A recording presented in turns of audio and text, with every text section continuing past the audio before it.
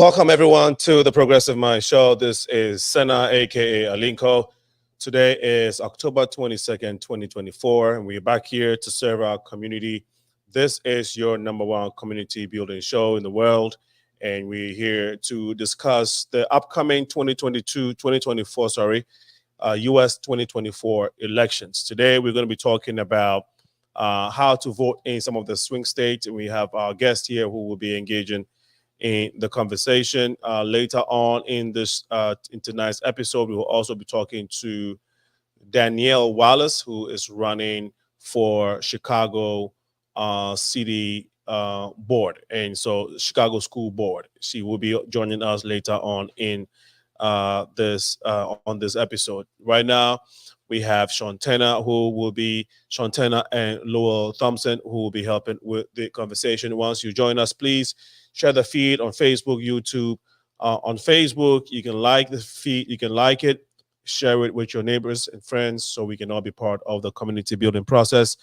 For those of you who are on YouTube, you can like it as well. Turn on the notifications so each time we come, folks and you can be aware of what we are doing in the community building agenda.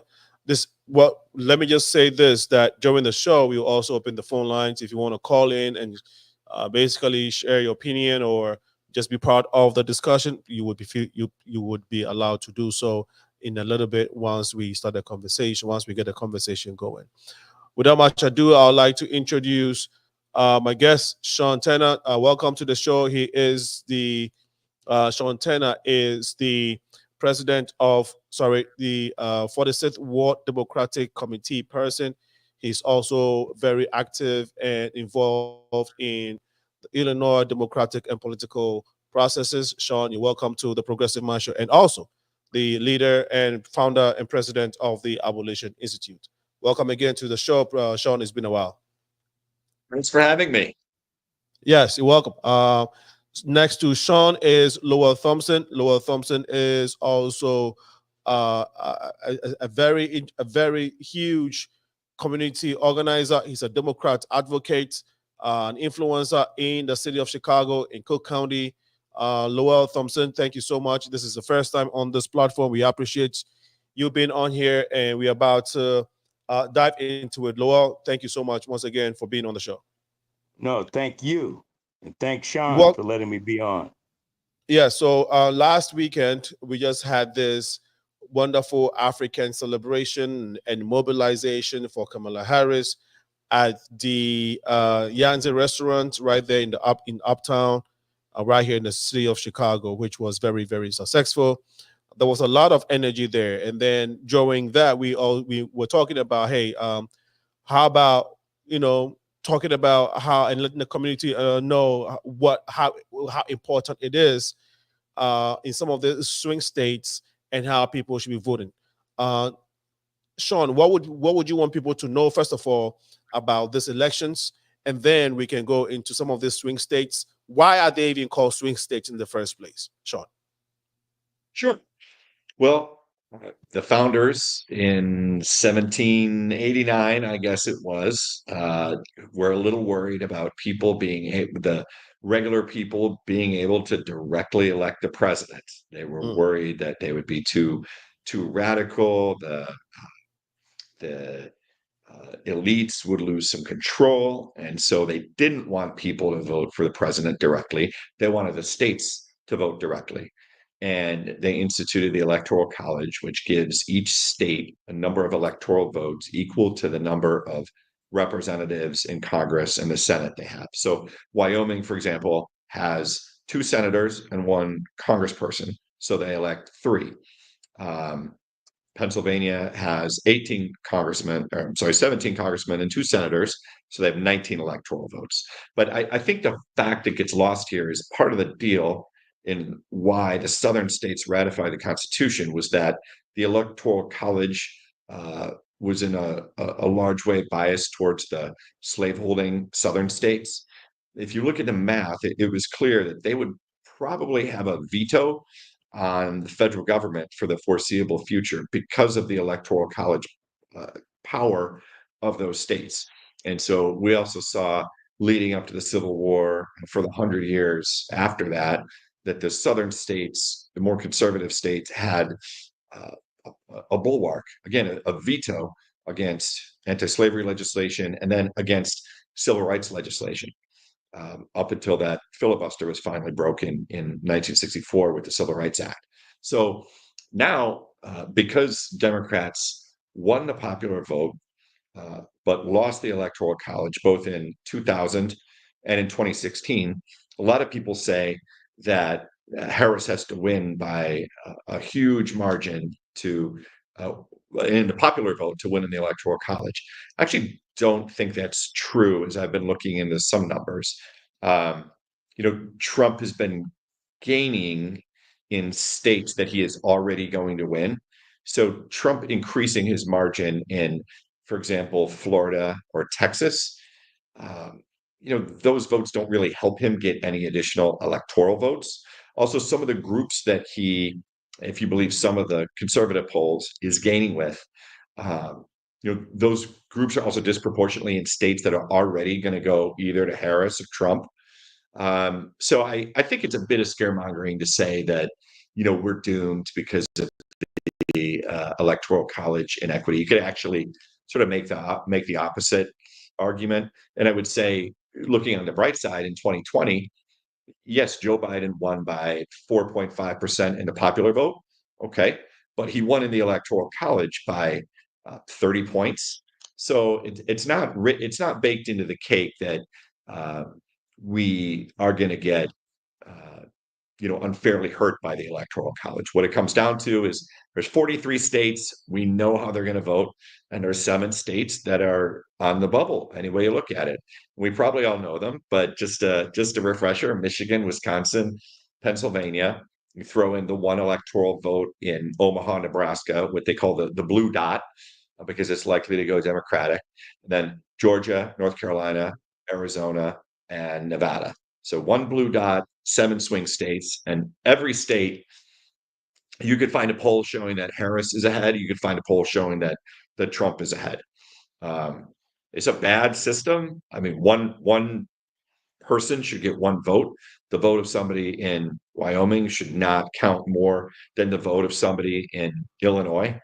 But until we change it, that's the playing field we're dealing with, and so we just have to play with the rules that the the cards that we've been dealt, and that means 50 individual campaigns, very narrowly tailored campaigns in each of those 7 states, and that's why people in Illinois are doing so much work to help out in particularly Michigan and Wisconsin. That's why Lowell's materials that we'll talk about, while people in Illinois, of course, enjoy the music and the artwork and all the materials that he's been putting together, we're actually broadcasting them in Michigan and Wisconsin, because those are the states that are on the bubble. And just final shout out to everybody in Operation Swing State, everybody in Illinois from top to bottom who has been volunteering in Michigan and Wisconsin, knocking on doors, driving in some cases 5 hours to a destination and 5 hours back to knock on doors and help Democrats in those northern states. Thank you for giving us that background. That is very, very important, because as mean a lot of folks don't understand the dynamics and how these things play out. We hear it, but we don't really understand. So thanks for giving us a bit much background to the dynamics when it comes to the U.S. electoral processes. Lowell, I want to also hear from you, but Sean, it's important that, having given us this background, we want to know where you're coming from, and how long you've been involved in the political spectrum. So maybe a little background when it comes to your work in this space, and why you are confident in the information that you're about to give us this evening when it comes to the U.S. democratic elections. Oh, I mean, sure. the U.S. Well, elections and the the U.S. elections and the Kamala Harris campaign. Sorry. Sure. Well, I was born in Rockford, grew up in the Chicago suburbs, went to college in DC, and then moved to Uptown after after District of Columbia. So I've been managing and consulting on campaigns for about 25 years now.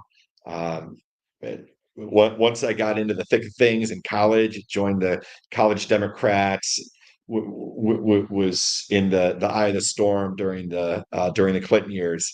I just fell in love with campaigning, and I realized that's really all I ever wanted to do.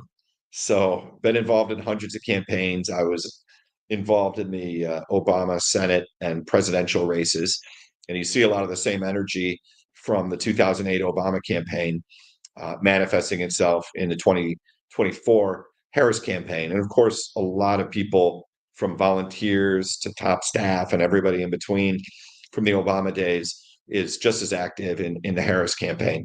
As I mentioned, I've lived in Uptown in the 46th Ward for about 20 years. Became committeeman in 2018, was reelected in 2020 and 2024.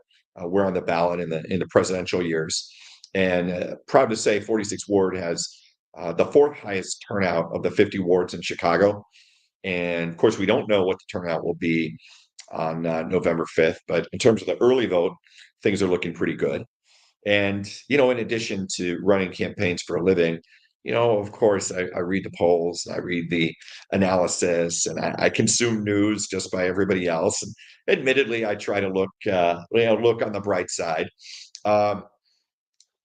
Here's the thing: in 2022, there were a lot of right-leaning polls, and if you were to have a drink at a bar with some of the folks on the other side, they would admit it too. There was a concerted effort to push out some right-leaning, conservative-leaning polls towards the end of the 2022 cycle to create a narrative that a red wave was inevitable to depress Democratic turnout. I mean, heck, I remember losing sleep over seeing the numbers in those Senate races and governor's races in 2022. So we call that red wave polling, and it created a narrative such that people were expecting on election night 2022 for Republicans to run the table. Of course, the actual numbers and anything but. Pennsylvania was supposed to be a toss-up. Fetterman won by 5. Mark Kelly in Arizona, they said that was a toss-up. Kelly wins by 5. Democrats won every contested Senate race other than Wisconsin, where they fell just short. So we all have to be very cautious about these polls. There's a Washington Post poll came out the other day that was pretty solid for Harris and shows the race basically where it's been since the convention, which is probably a 2 to 4 point lead for Harris, and a slight lead in Michigan, Wisconsin, Pennsylvania, and the blue dot. And then some polls show her that it's interesting. It seems like North Carolina and Georgia, one day it'll have Trump ahead in one and Harris ahead in the other, and the next day it'll be reversed. So, those two states are very, very different political cultures. Nevada, I think people would probably anticipate a narrow Harris win in Nevada. Arizona, seen some people with doom and gloom in Arizona, but the Senate candidate there, Congressman Ruben Gallego, very strong candidate, military veteran, running well ahead of Kari Lake. And you can't discount the impact of both strong down ballot candidates like Ruben Gallego in Arizona, and in North Carolina, strong Democratic candidate for governor versus Mark Robinson, who's imploded and is probably going to lose by at least 20 points. So there are some voters in some states who are going to be impacted by what's going on in races other than the presidential race. But it's going to be close, and both sides admit we may not know where this thing is on election night. In fact, I would say the most likely scenario is we don't have closure on this until the days after the election. And we're interested in knowing more about why this. Like, thanks for giving us more details in regards to your background and why you speak the way you do when it comes to the political spectrum in this country. And of course, I know you also do work in the state of Illinois, in the city of Chicago. Lowell, a bit background of about what you do, who you are, and then we can talk about your take on the significance of these swing states and what the strategies are for Democrats, for Dems in these states. Please. Good question. Who am I exactly? Yes. That's a good question. One of the age-old questions.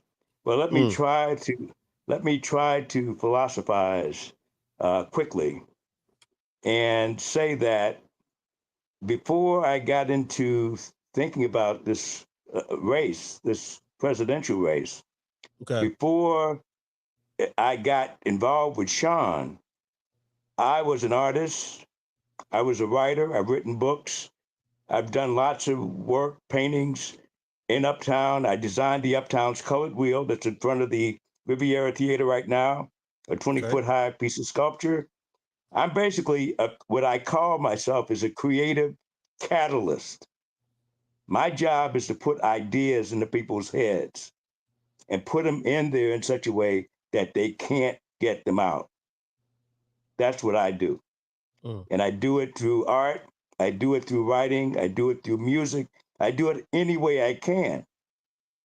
And what I'm trying to do is take what I've learned. Well, let me go back even before me as an artist, a writer. I was one of the first African Americans in the big time advertising agency business. I worked for the biggest advertising agencies in the world.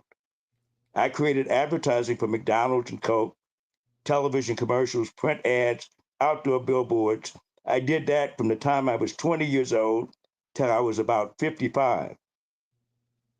So I have a schooling and an experience, unlike 99.9% of people on the planet. I mm. was a madman. I call myself a melanated madman with a little melanin in my skin. And I was one of the first. As a matter of fact, I've just co-executive produced a documentary about the first African American madmen and women in the country, in the world. It's called Channels Changers. That's channels with an S, channels plural, changers with an S, plural. If you Google Channels Changers Chicago, there's a 5 minute preview of this documentary. It's on YouTube right now. So that's my back. why do you call yourself the madman? Well, madman is a colloquialism, is Okay. a slogan that was created as a result of the television program Mad Mm. Men. Are you familiar with Mad Men? I'm No, pretty sure you're not familiar with it. Okay, a lot of no, people, you are or not? no, no, please. I'm not. Okay, good. That's why you're asking me. Why do I call myself a madman, right? Yes, yes. A lot of people, I'm assuming, who are between the ages of 25 and 40 will be very, and in the United States, will be very familiar with Mad Men. It was a very popular program for for how many seasons do you think, Sean, was Mad Men I'd a say six or popular seven. program? Okay, it was a very popular program. And Okay, Mad Men referred to Madison Avenue. MAD was an abbreviation of Madison Avenue. got Madison it. Avenue is the traditional enclave of advertising. So the program used the colloquialism, the slogan "Madman." So when Got you. I say I was melanated madman, I was an ad man. Got it. But instead of being on Madison Avenue, I was in Chicago's Madison Avenue, which is the Magnificent Mile, Michigan Avenue, and I call Okay, it the Mad Mile, the got you. Mad Mile, where we created advertising for the biggest companies and ad agencies in the world.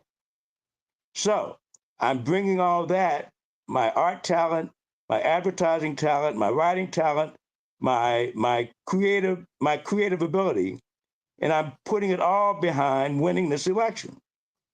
And I'm trying to work with Sean and work with the local Democrats and trying to get to the national Democrats.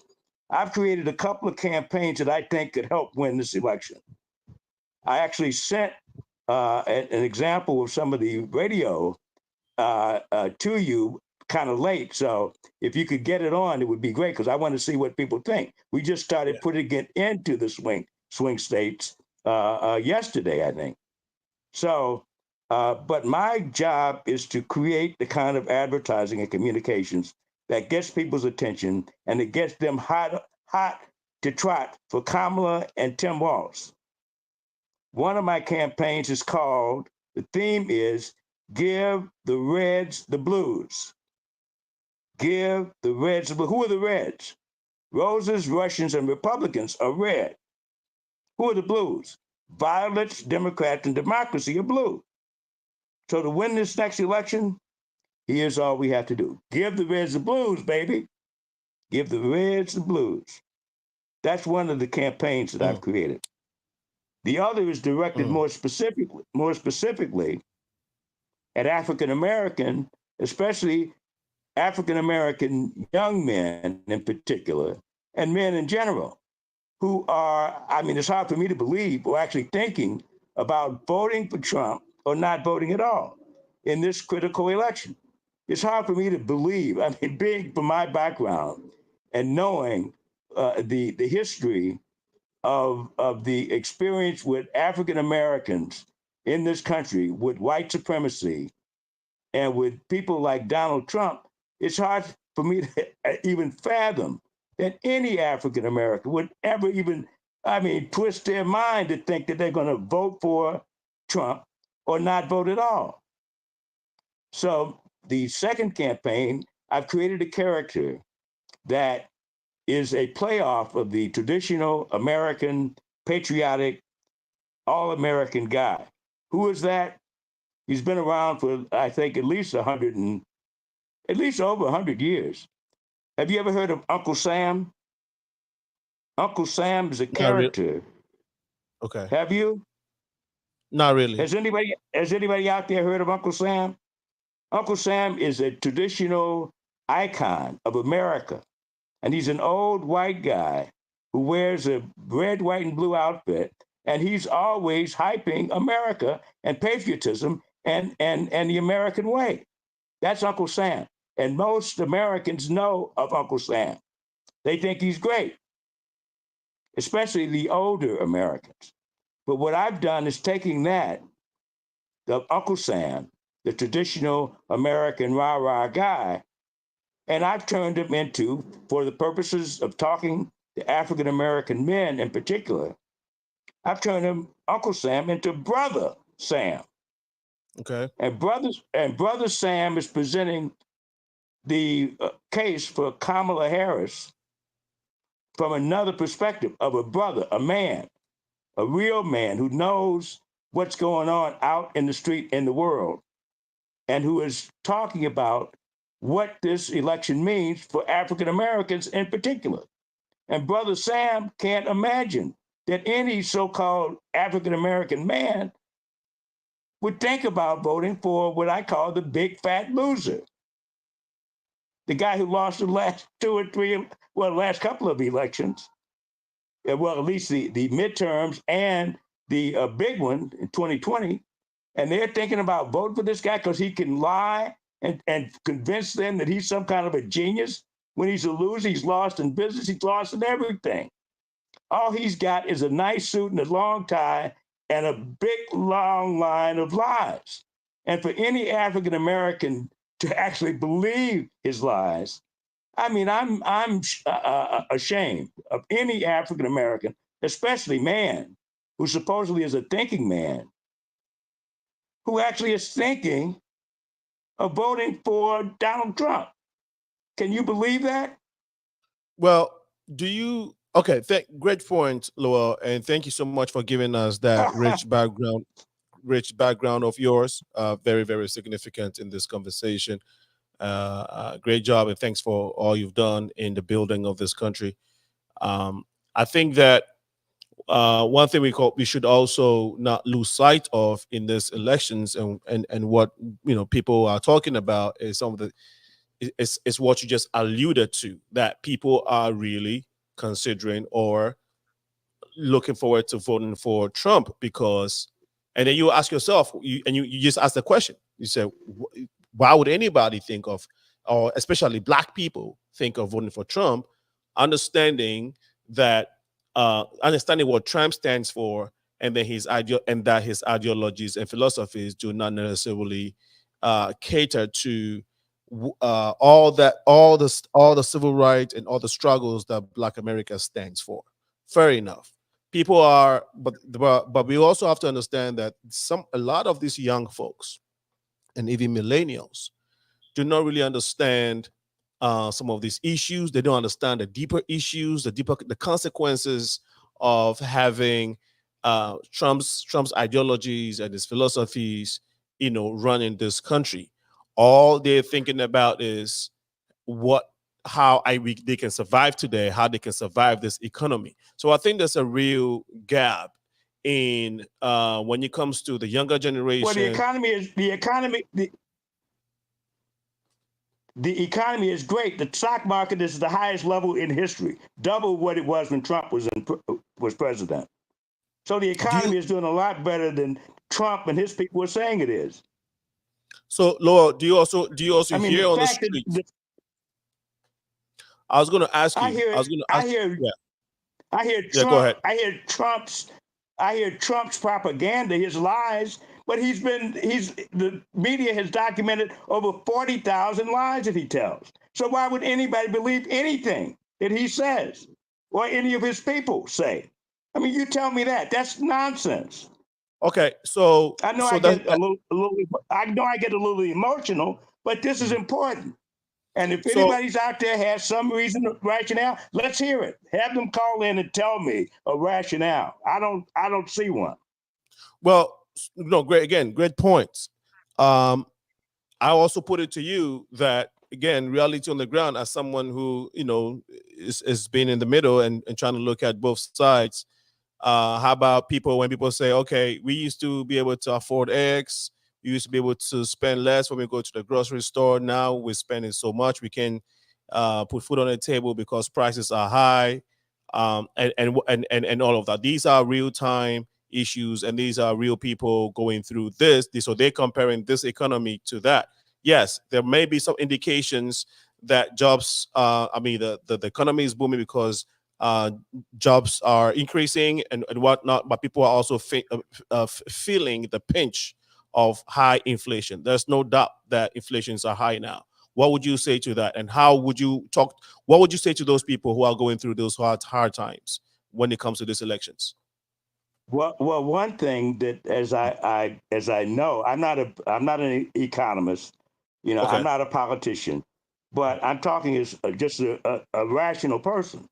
I know that a lot of what happened with the economy and the spike in prices is a result of COVID. You remember COVID-19? Yes. You remember the number of people that died? Over 1 million people died because of COVID-19. A lot of Do you people remember died. how the country had to send stimulus checks to try to get people to buy? That money has to be paid back. I'm not an economist, but that money has to be paid back. And it has, and we as citizens in a democracy, we should have responsibility of, hey, things are not going to always be great. We have to be able to measure the good things about the economy, and not just the economy, but about living in a democracy against, okay, the prices went up 10%.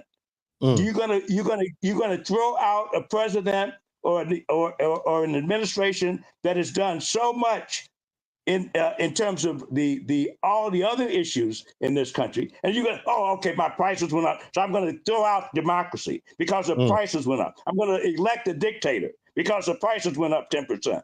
That's ridiculous to me. Now, your people may say, oh, well, that's important to me, but it's not. It is ridiculous in comparison to what you're losing.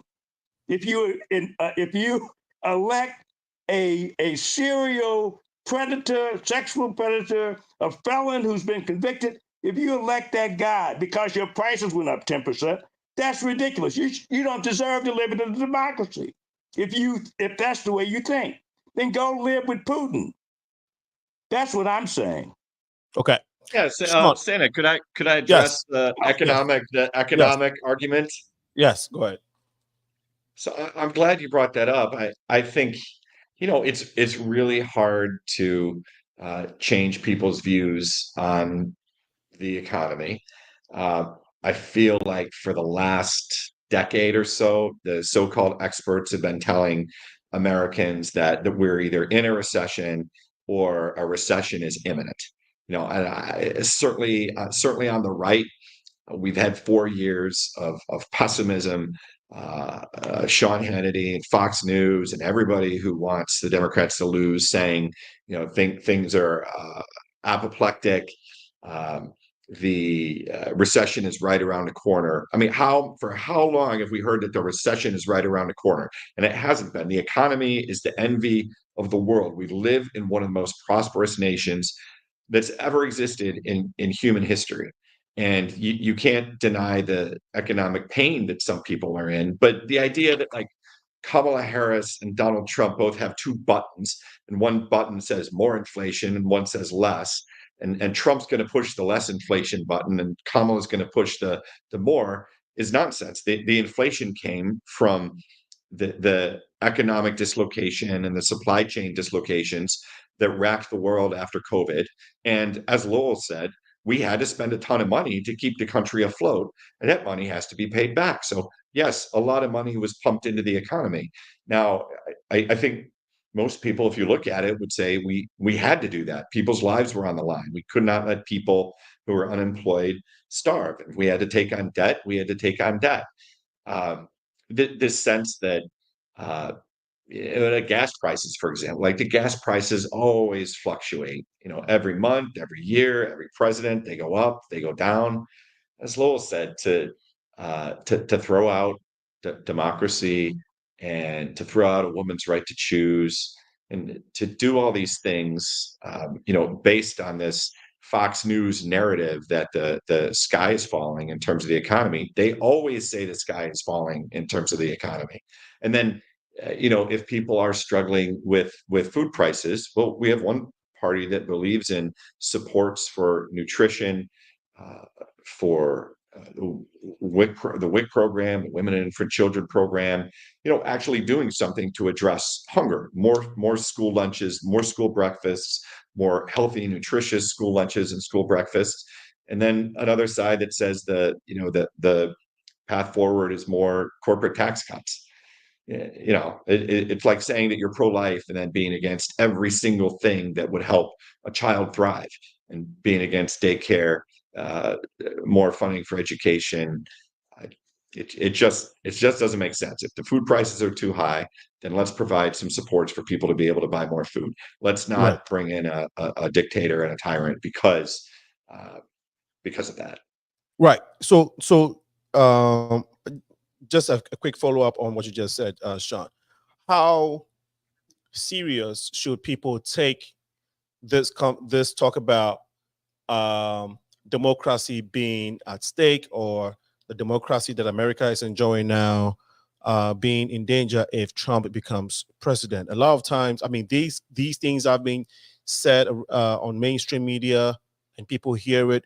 I always wanted to break it down to the minute, to the barest minimum for folks who may not understand some of these jargons. Right, we hear it, and there are a lot of folks in the communities who, again, they hear it but may not be able to um, uh, imagine the magnanimity of these words and these issues. So when people say that Trump will be bad for democracy, or our democracy, America's democracy, is in danger if Trump's become president, what does that mean?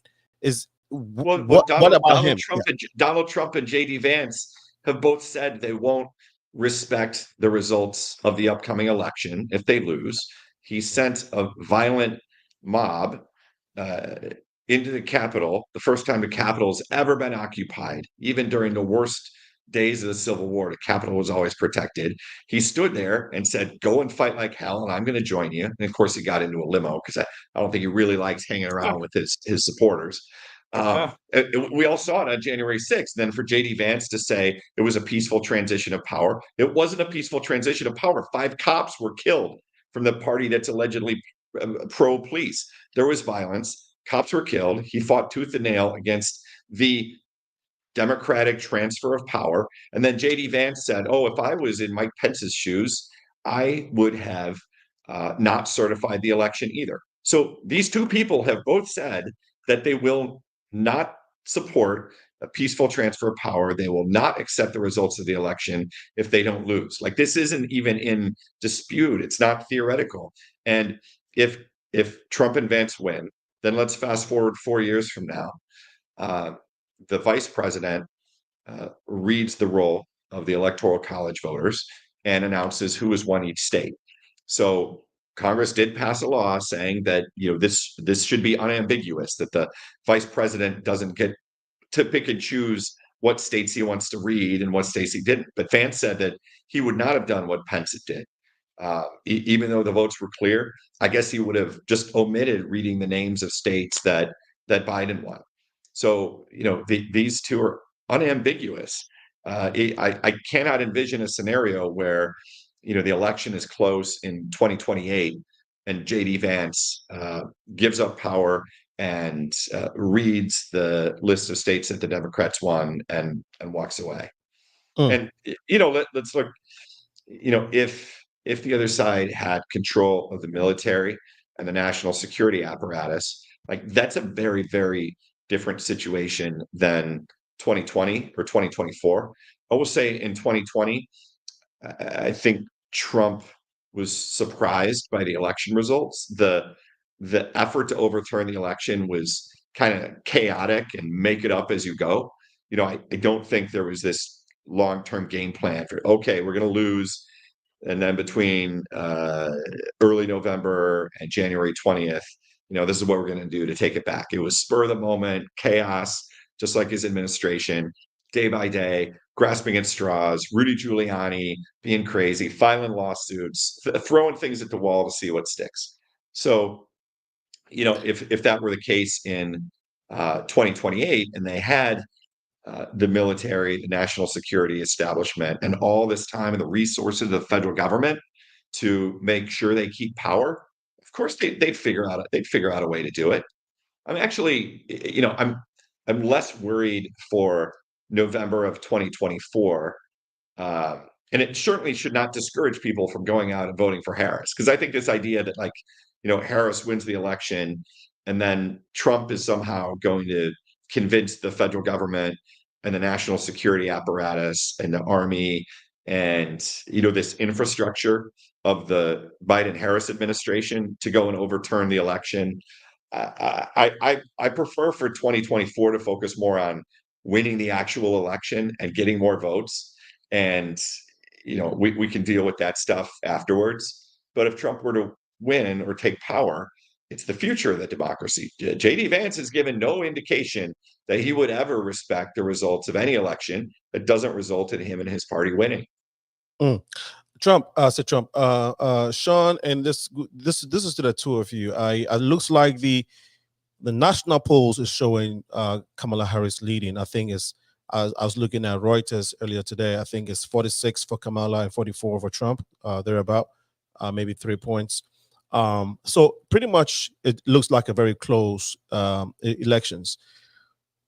Having said all of these things that Trump stands for and things that he has done, which is, you know, which is in the news. We've all heard him, whether it's a lies or whatever it is that the American community or American citizens do not necessarily see in the president or do not want to see in the leader. These are things that are out there. How come he's still garnering this much support? How come Kamala is not, you know, doesn't have, you know, a very wide lead? We should be seeing that kind of lead by now. Why do you think the American people are still or seemingly resonating with the Trump's campaign? I don't know who wants to take this one on first. I want to take it on. The country is hyper polarized. Most of the country will vote for their side, no matter who the nominee is. So you automatically start with 80% of Americans already being in their tribe, and nothing is going to make them vote for the other party. And Got you it. also see a trend called reverse partisanship, where people in one party, it's not even so much that they love their own party. And I know as Democrats, we always complain about our leaders. A lot of people don't so much love their own party as they just hate the other party. So that's 80% of the electorate right there. And Gotcha. then, you know, I feel like Trump's MO has been to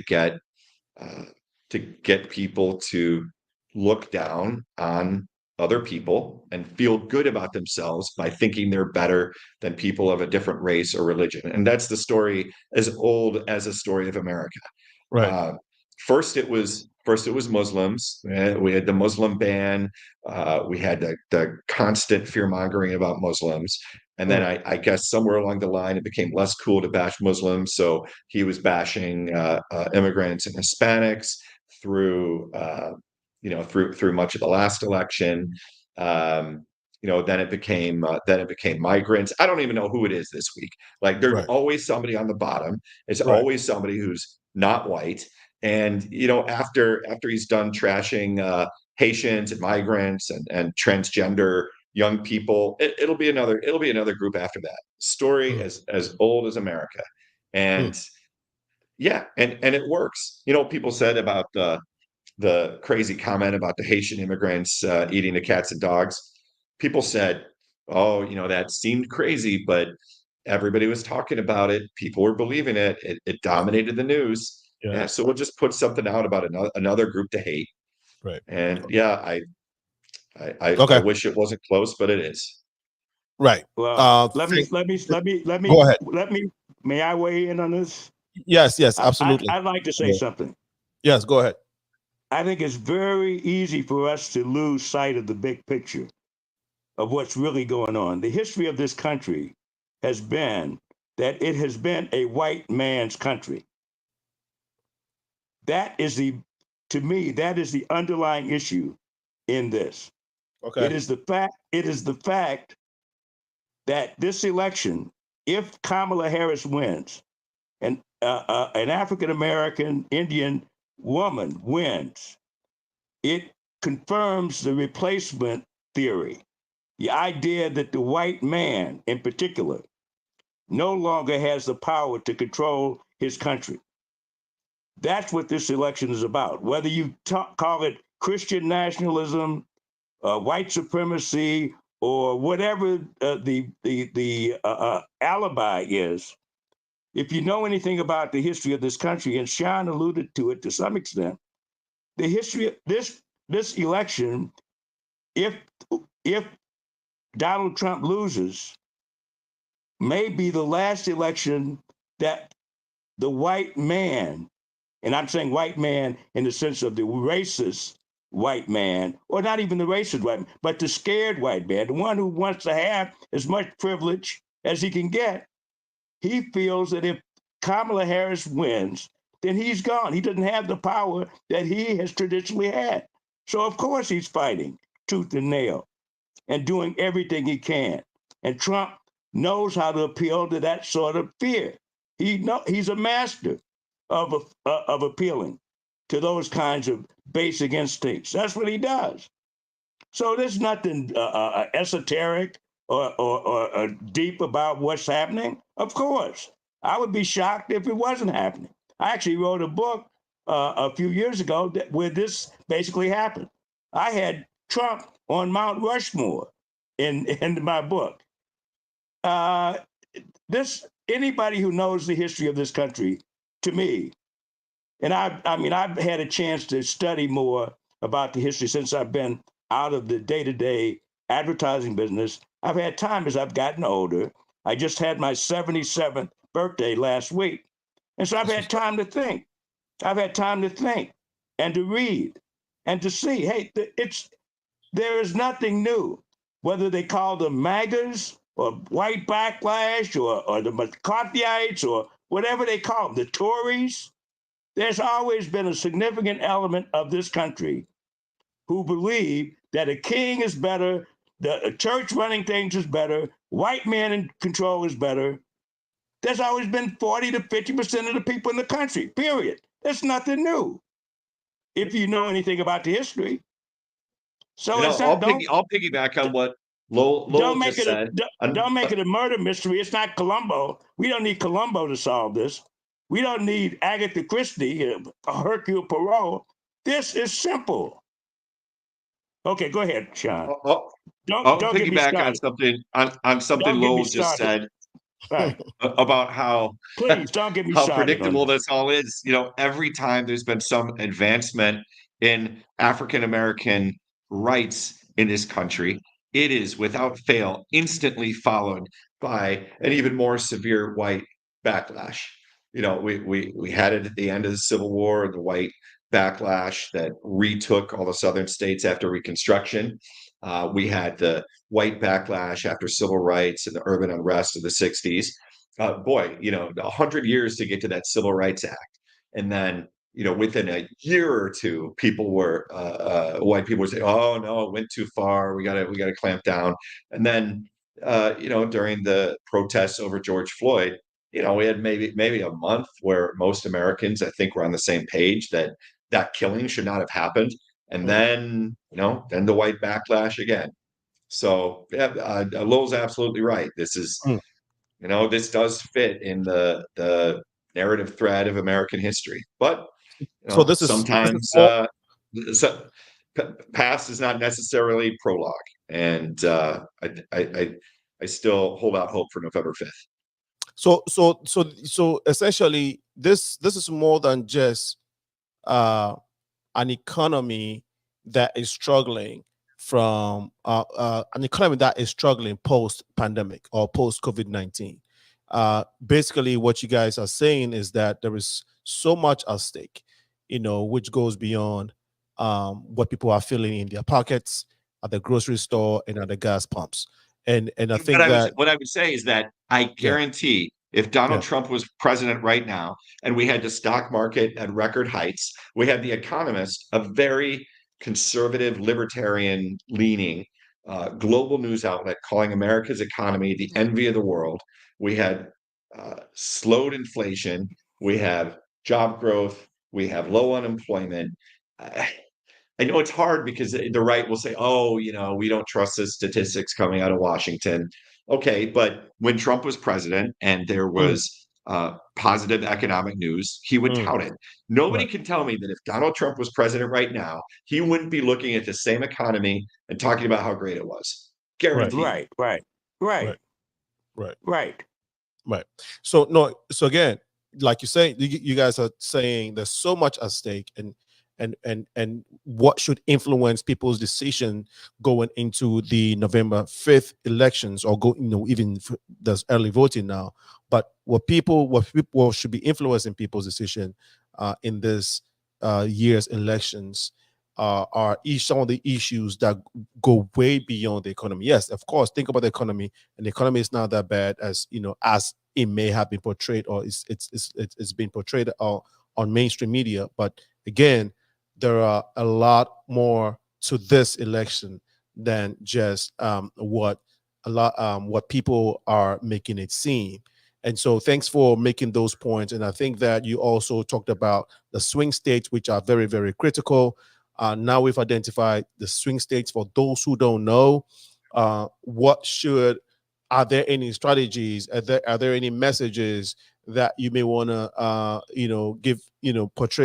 give to folks who are on the ground, and how they can help others in their communities to engage neighbors to vote in this year's election? I don't know if it's going to be Lowell that want to respond to that, or Sean. No, I want to respond Go first. ahead. I already told you the two campaigns that I created that are Right. designed to get people excited about voting, and voting to go ahead, to take this country forward, not backwards. Donald Trump promises to take the country back. Back where? He wants to take me back to change, take me back to slavery. That's what he wants. He wants to take women back in the closet, in the kitchen. That's what he wants to take us back to. That's what this election is about. Do you want to go back or do you want to go forward? Do you want to re-elect a liar, a con man, a crook, who would take us backwards and further backwards in hatred, in white supremacy? Or do you want to elect the first African-American Indian woman, the first woman of President of the United States of America? That's progress. That's fulfilling the promise of America. That fulfills the promise. It doesn't take it backwards, which is what Trump wants. And that's what the spots, the productions that I'm doing, the creativity that I'm doing, the advertising I'm doing, the Give the Reds the Blues, and Brother Sam, that's what they direct. That's what they're saying. Hey, you want to go backwards or you want to go forward? Right. Let's go forward with Kamala. Right. Thanks for sharing. Can't possibly top that. No, yes, I do. I did receive those ads. Unfortunately, I'm not able to upload it into my system. I've listened to them, and they're very they're very informative, very creative as well. And I want to commend you on. Thank you. Yeah. I wish you're our first focus group. That's right. Thank you. So what I'll do is we'll share it on social media platforms like WhatsApp, Instagram, and we'll try and get it out there. Unfortunately, I'm still trying to see if I can get it on. But so for those who are in the middle, Lowell, and again, I hear people say it a lot. I hear prominent black people saying they don't want to vote for Trump, of course, but they don't want to vote for Kamala too, because they're saying, why? Well, why don't they want to vote for Kamala? I'm about to say it. I'm about to tell you. I've heard a few times where these people have literally said, well, Kamala Harris have said that she doesn't necessarily have a specific thing that she's going to do for black people, right? And so they're saying, well, if you've done things for other groups, if you've done specific things for other groups, why can't you now do some specific things for black people, or things that interest black people? And so for her saying that, it means that she's not about to do do anything for black people. So why should they give her their vote? You want to respond to that? Lowell. That's very unsophisticated. To me, that shows a lack of seriousness or a lack of sophistication. There is no way that an African-American Indian woman can be promising on the eve of the election that she's going to do something specifically for black folks. That's insane.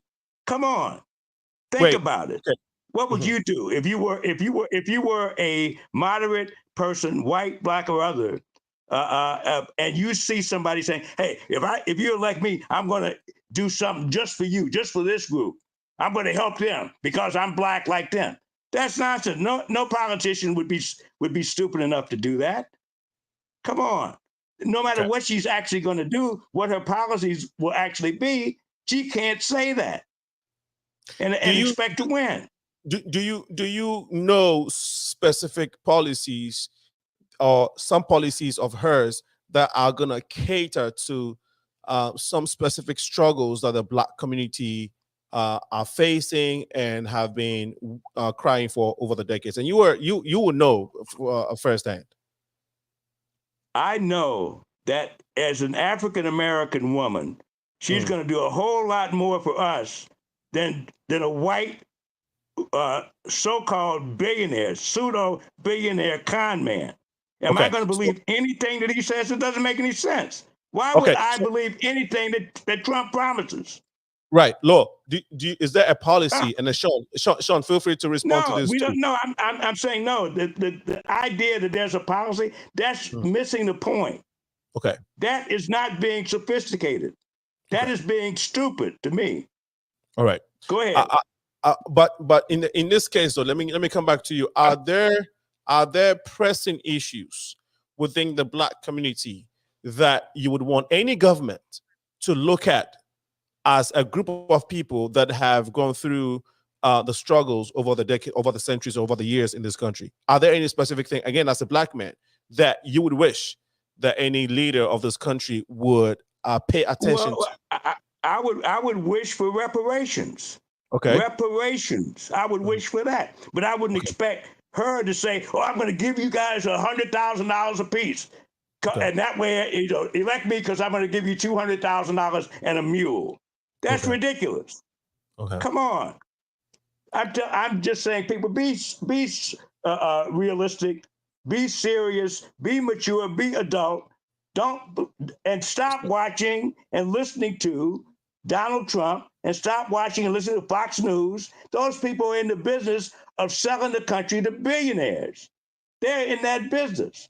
They're selling it to Rupert Murdoch, like I saw the spot that the Lincoln Project did. It's very good, I thought, with Elon Musk, Peter Thiel. These are all aliens, and there's contrasting the fact that Trump is saying, "Oh, we got to get rid of these aliens who are poor," but the aliens that are rich, who are taking over this country and debasing the whole idea of democracy and are making billions and billions of dollars off of it, he's all for, right? And they're for him because Mm. of that, right? Yes, So Sean, do let's you want to think. respond? Let's think. Sean, Let's do you get have people to any? think. Mm. Yeah. So Stop watching. Stop watching Fox News. Stop watching. Turn that off. That's Oh, ridiculous. That's one guy making billions of dollars off of fooling people, lying to people, and propping up a liar like Trump. That's what that is. It's okay. profiteering. Okay.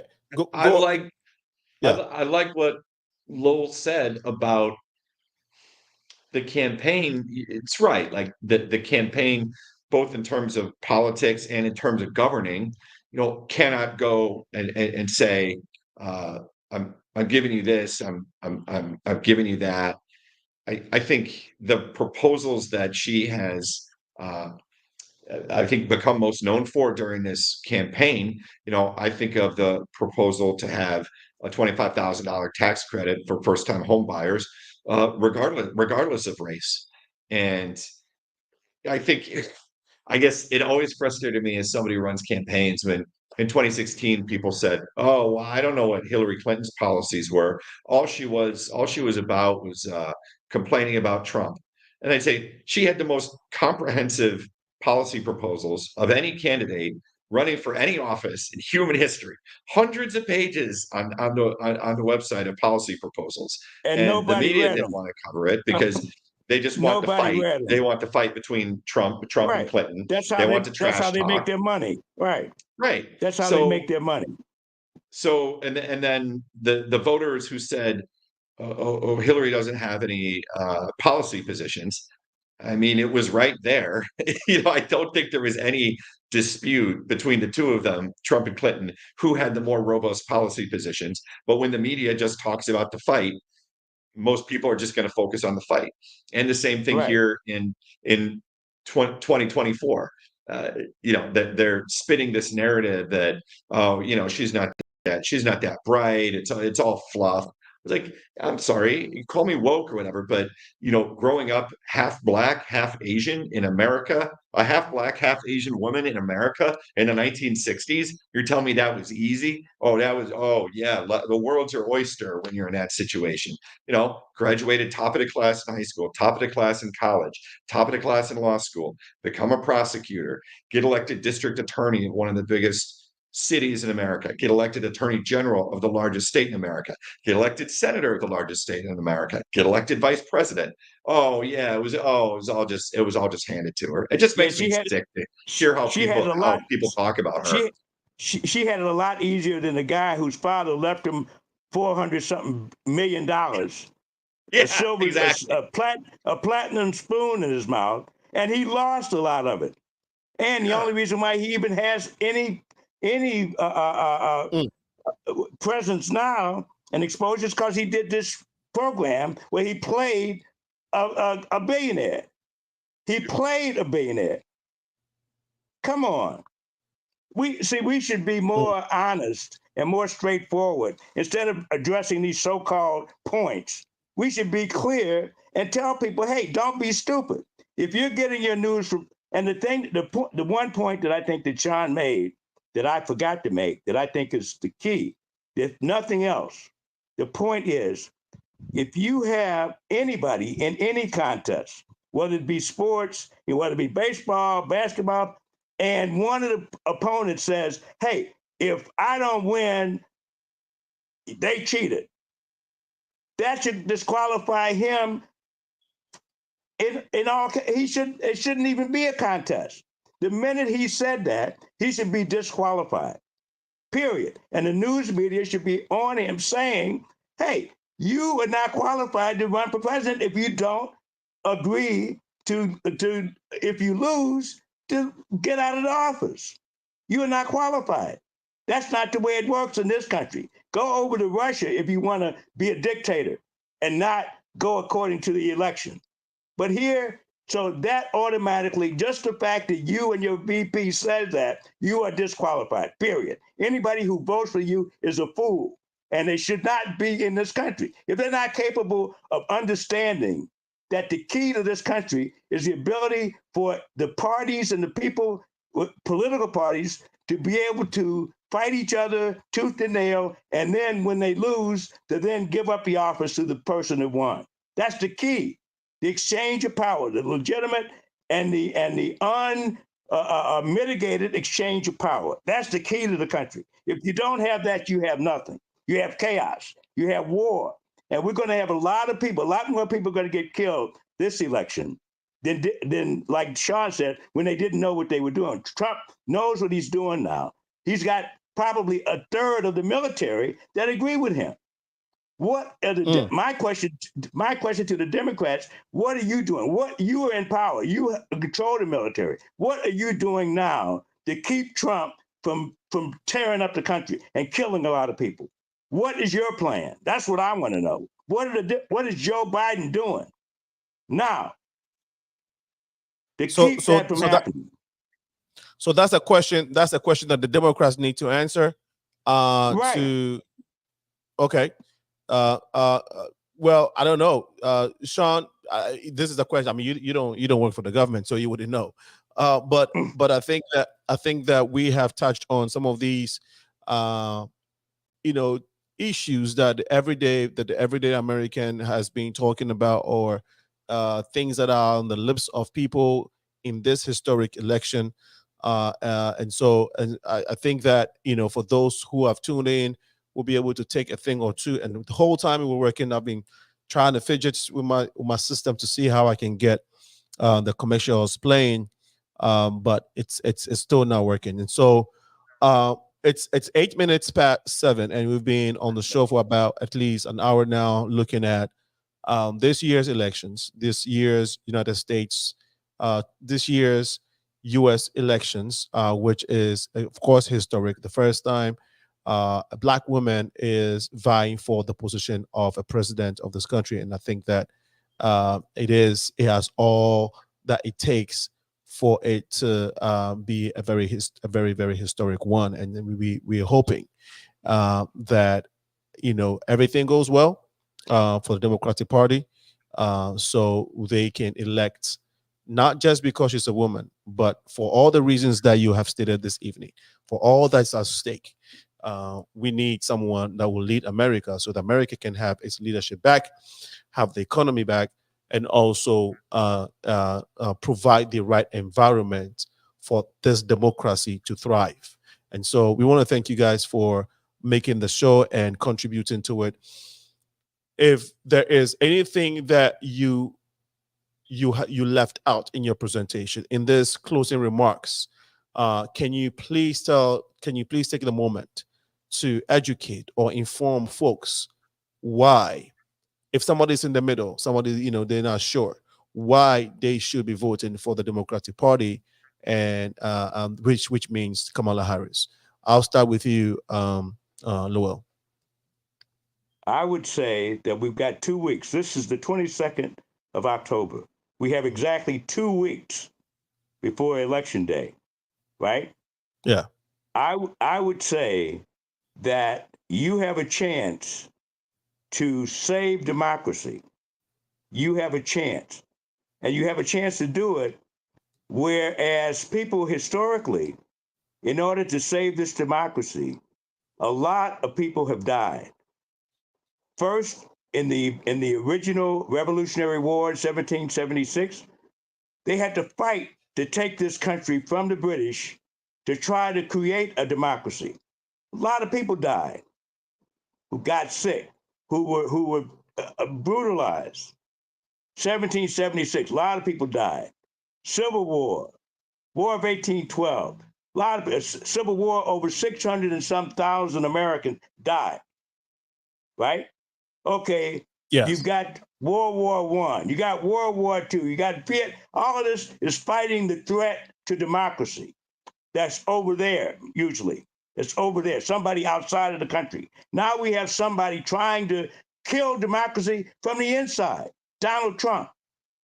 And you have a chance, without risking your life, without having to break a sweat, all you got to do is vote on what I call D-Day, the day democracy wins. That's what this button says, D-Day, the day democracy wins. You have a chance, easily sitting in your chair, get up, go vote, and come back and have a drink. But you have a chance to do what hundreds, millions of people have died for. All you have to do is vote. All you have to do is vote, and that would be the last words for Lowell Johnson, Lowell Thompson, for this evening's episode. Thank you so much, Lowell. Sean, your closing remarks as we bring in Danielle Wallace. Thank you for joining in. I don't know if you were listening in on your way, but it's been a very interesting conversation. Maybe you might want to add your 2 cents to the 2024 elections and why people should vote for either the Democrat Party or the Republicans. That would mean Kamala or Trump. But before that, Sean's going to give his closing remarks. Sean, please go ahead. Well, I certainly want to give Danielle time to talk about the other important election in Illinois this year, the school board race, the first time in Chicago history that voters can elect their own school board. That's a very, very important race. And I would just ask the people, make sure to research the school board candidates, research the judges, and then you have some time to go to Michigan and Wisconsin. You can sign up at operationswingstate.com and go for a shift. It's only an hour or two to either state, and try to move the needle just a little bit so that we can keep the democracy. And I just want to echo everything my friend Lowell said. And we got 2 weeks, and let's just go out and win it. Thank you. Sean, if you have 2 minutes, Danielle is here.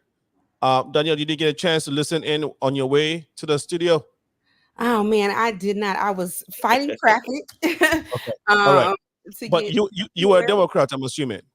That's what they say. Particularly a nonpartisan election. So this is a nonpartisan election. Okay.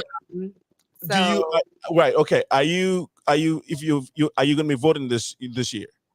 I am going to be voting. I vote every time. Okay. For sure. All right. And are you comfortable saying who you voted for, or who you're gonna be voting for? If you're not comfortable, that's fine.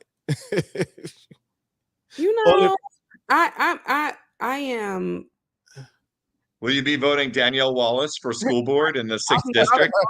I'll be voting for me. But also, what I will say is that it's definitely been a hard to support Democrats with the current genocide that's happening. So that's largely why I'm so apprehensive about being like, I'm voting for one person or the other, because that's such a hard thing to witness in this current administration. And I've been on social media, I've seen the carnage, and it's hard to ignore, to wave my flag for either candidate. But I will say that I'm voting, and I'm not going to avoid the polls, and I want to protect my democracy. I'm a woman, and so it's going to be hard for me to go and vote for someone who will take away any of my rights. I don't see us trying to regulate a man's penis. I don't want my vagina to be regulated. So that's that's kind of where I am. Okay. I wish you were on here earlier with Lowell. Um, but Sean, these are some of the things that I was sharing on the show, right? Stuff that people have been talking about during this campaign season or this election season. So these are some of the real issues out there. So Hmm. she just shared some. Thank you so much. Thank you so much for having me. And Danielle, I've seen you at a couple of the joint school board forums. So I'm sure you guys will have a great conversation. And Santa, I'll sign off and I'll talk to you soon. Thank you, Thank you Sean. so much, Sean. All right. Take care. Bye bye. Well, we are back into the we are back to the program for the evening, and we're going to be going to Danielle in a little bit to continue our programming. That was for the first half we were talking about some swing states and why people should vote the other one way or the other with Lowell Thompson and Sean Tanner, who did a great job in handling the issues at stake. And so we'll take a short break. When we come back, we'll go to Danielle Wallace so she can tell us about her campaign. We shall be right back.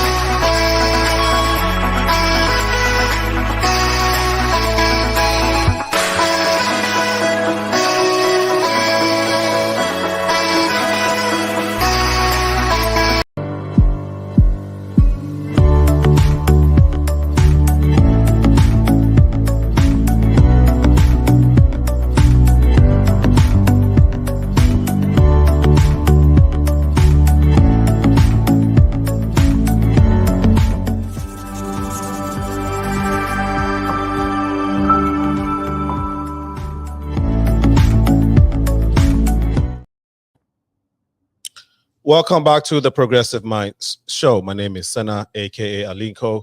This is where we build our communities. In the past hour, we talked to Sean Tanner and Lowell Johnson. Both are Democrat advocates, and they were speaking in regards to this year's elections and why people should be voting for Kamala Harris against Donald Trump. And they make their case for it and give tangible reasons. We're very passionate about it, especially Lowell Thompson. Now we're going to be switching the conversation from the U.S. elections to local elections, which is elections going on in the city of Chicago, which has to do with the Chicago School Board. And we have one of the candidates here in the person of Danielle Wallace, who is running to be on the board. Danielle, I know you were engaged in another community project maybe a few hours ago. And so we'll take a second to go through, who Danielle Wallace is. So she's a dedicated educator, community advocate, and founder of Kingdom Avenue Incorporation. This is an organization committed to creating a village for every child, one avenue at a time.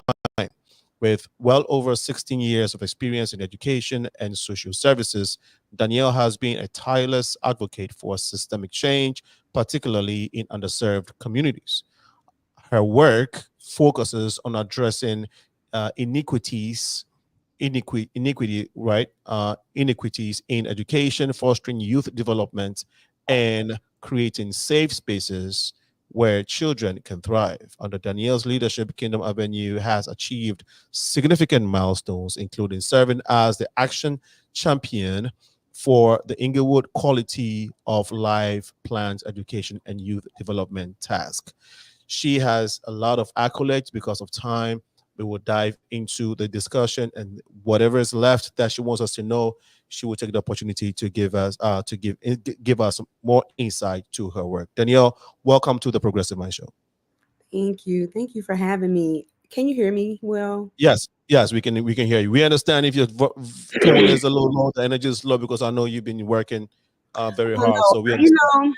I'm definitely energized for this part because, it's just me. When I was when I'm at forums, it's me and 15, 20 other candidates. So it's really, a unique opportunity to just speak freely about, the things that I'm passionate about. So I'm really grateful for this opportunity.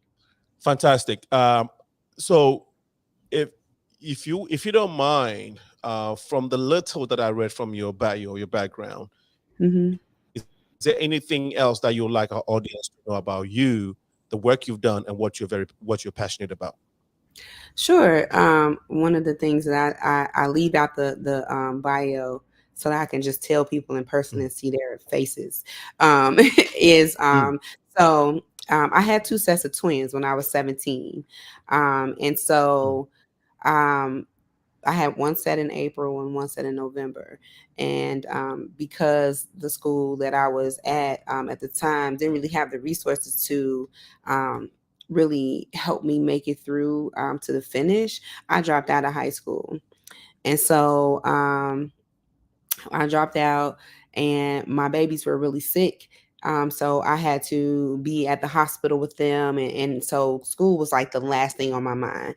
But I did eventually go back and get my GED, and then it took me another 13 years to get my bachelor's degree. And what I always tell people is I wouldn't have been able to do any of that without my village. And that is the thing that kind of anchors my platform, my organization, and all of the work that I do is the power of the unified village. And so, that's really kind of the thing that I am looking forward to bringing to the board is that, that emphasis on collaboration or co-creating or coalition building, because we are so rich with resources in the city. We have like thousands of organizations that already do the work that we need in our schools. And so we don't have to ask our teachers to take on additional tasks, like being social emotional regulators for our students.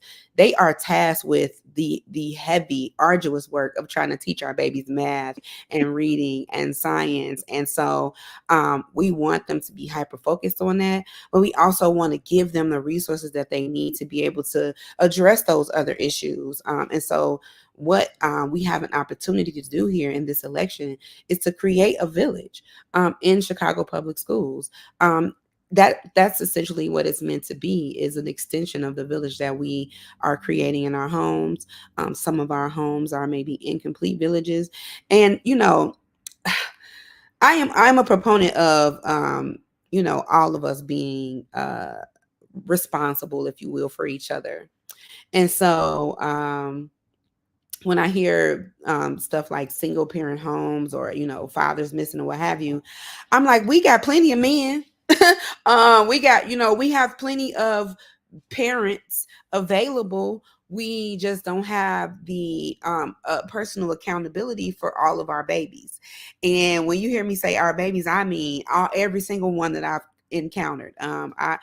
They're all my babies, and that is the way that I approach the work. So I'm really excited to be able to like bring that to the district level, because man, we've been running schools like silos for way too long. We've been running schools like that, and I worked in schools. I worked in schools the last 10 years. So, I understand the grind of being in that building and dealing with all the issues that happen in that building.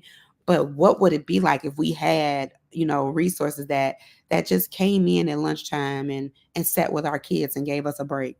You know what I mean? Right. So that's really what I'm advocating for. And that's beautiful. And thanks for taking time to give us a bit more background about your story. And if I heard you correctly, you said you had your set of twins at when and so you had to drop out of high school because of that, right? Yeah, I have Okay, 4 children. So right. two a set of twins in April and a set of twins in November. Okay, in April and November. Yep, So I had a in the set of twins in the same year. in the same year. Wait, you This is the thing. This is why I don't put that in my bio, because I always want to see people's faces when they like, wait, wait what? you had where you had set of twins in April, right? Yes. April 98. 98 was the year. Okay, 98 April you had a set of twins, and then in November I had you had another. another set of twins. Mm-hmm. Oh, okay. In a span of how many months? That's was 7 months. Okay. Wow. Wow. Mm-hmm. Well, That's months apart. all I can say is congratulations. You were a superwoman. Well, thank you. Yeah. Yes. So Yes. I'm And built for that. this, because everybody says like, oh, it's gonna be a 21 member board. I'm like, listen, Yeah. I'm built for this at Right. this point. Yeah. That's very powerful. So you have 4 kids, because the reason why I want to emphasize on that is because your background uh tells us about the work you've done with children. Would Mhm, you say that what you went through, of course you said that what you went through kind of like pushed you into some of, what you do with the community mhm, and with kids, which is very, very beautiful, because mhm, sometimes you people find it difficult to turn adversity into positivity. mhm. So and I wouldn't say that was adversity, but it Oh, could be yes, it was. okay. Yeah, it could be a struggle at the age of 17 to deal with all of that, Okay. right? Okay. All right. So great job. And you were just coming from another program, working with the youth. Can you tell us a little bit about what program that was? Oh, where I just left? Yes. So the MICFA Challenge had their Mm, forum, their candidate forum that was hosted by the young people who are involved in student advisory councils and schools all over the city. mm, So they got to ask the questions, and we got to make our case to the kids who we really want to impact. And so it was really great to, talk with them and, hear more of their perspective.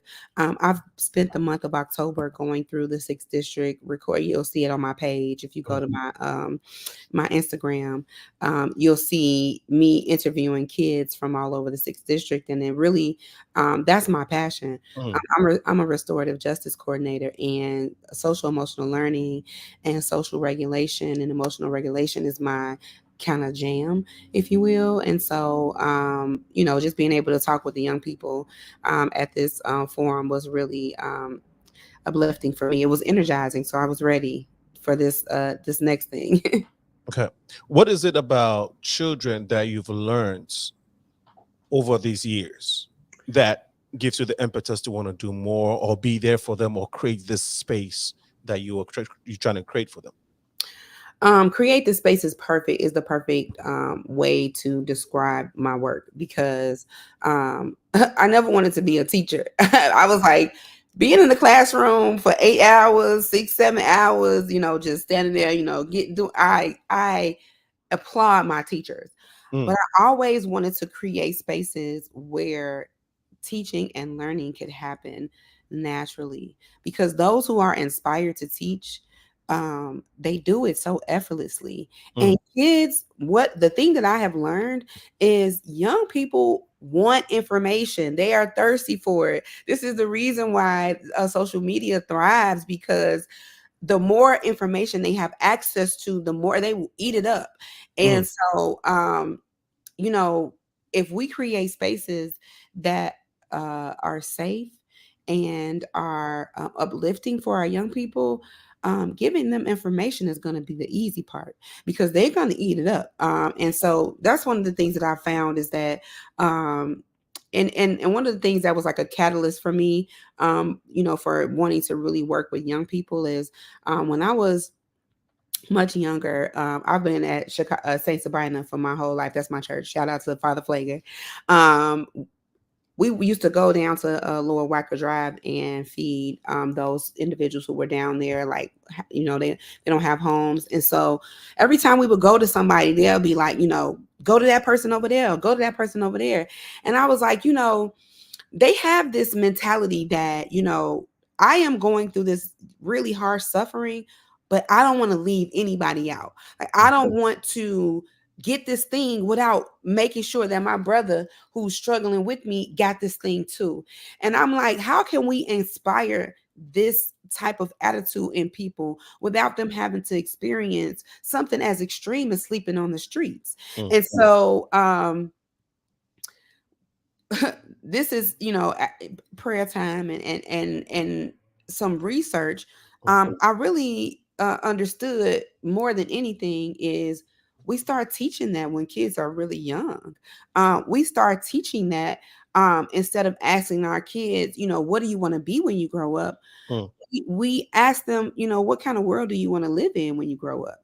And how can you contribute to that? What do you want your legacy to be, instead of creating this very kind of selfish, self-centered. And there's nothing wrong with being concerned or taking care of yourself. That's one thing. But then to just completely disregard the fact that we are interdependent, we can't get around it, we can't avoid it. When one group of people suffer, we all suffer. And so instilling this in kids very young creates that society that really respects the fact that we are dependent on each other. And so I think that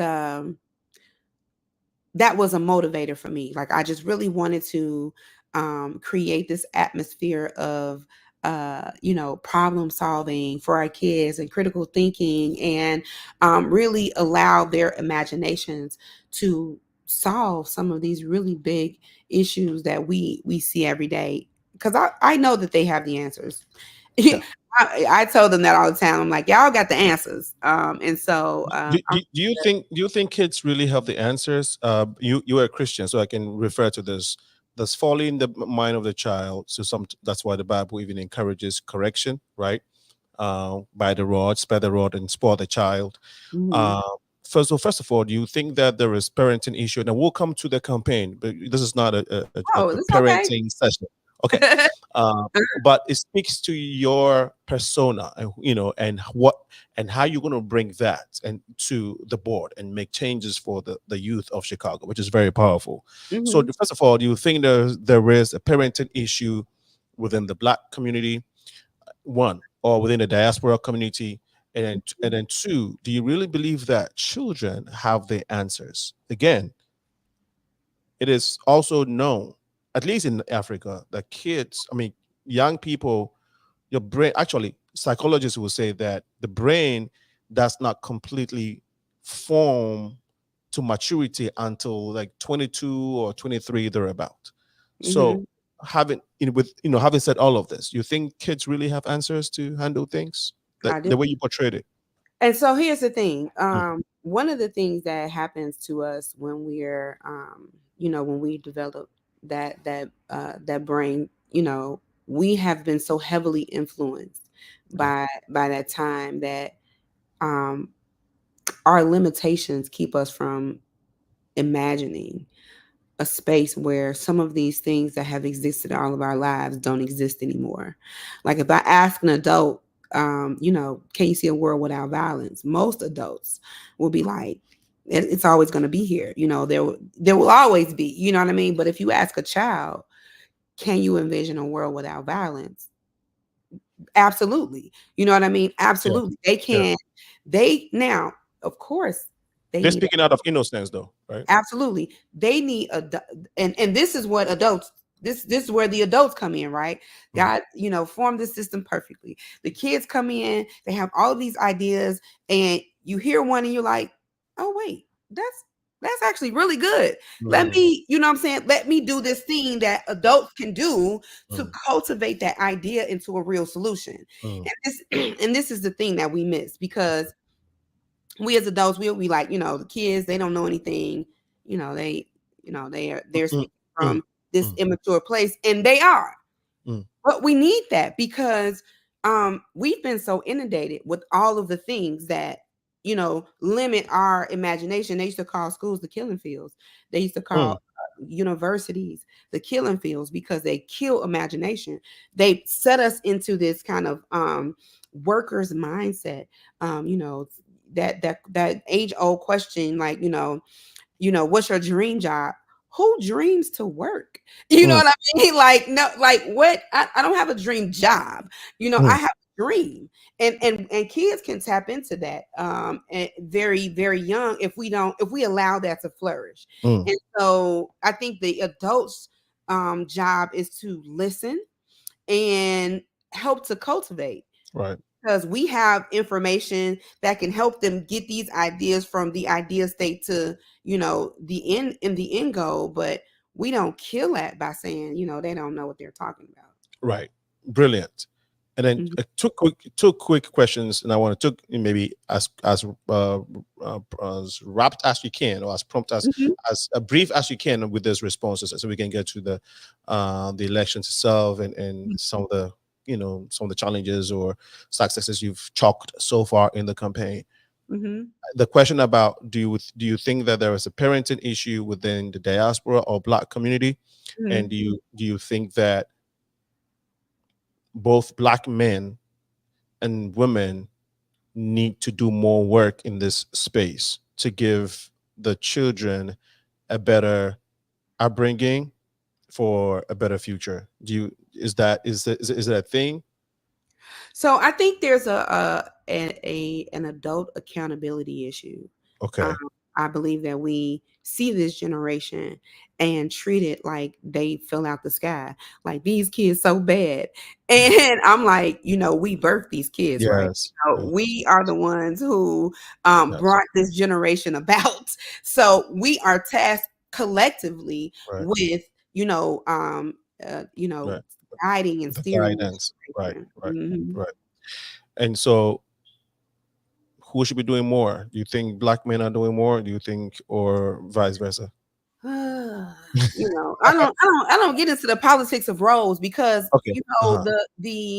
um the simple fact is Mm, um even historically, our roles have evolved and shifted in so many ways. mm, What a maternal village or a paternal village looked like mm. back in the day doesn't look like that now. And so, who's to say that it can't work in either instance? What I will say is that pick a side and get to work. You know what I'm saying? If Well, you're gonna tap into your femininity, pick a side and get to work. If you're gonna tap into your masculinity, pick a side, get to work. You know okay. what I mean?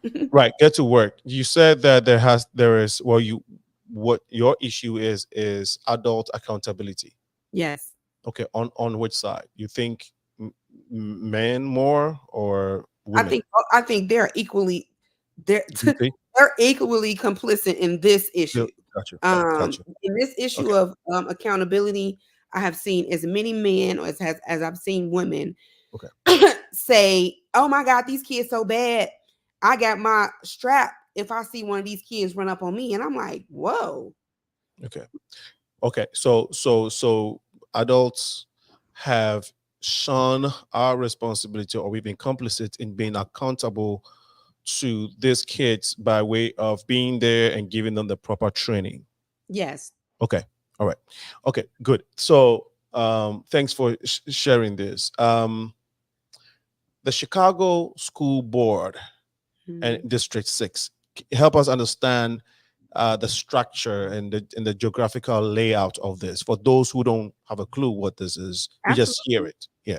Absolutely. So, the Board of Education Mm, has historically been appointed by mm, the mayor, right. and uh, some good folks, fought really hard Mm, so that the taxpayers could have a say Mm, in how the schools are run, mm, since we are all paying for them.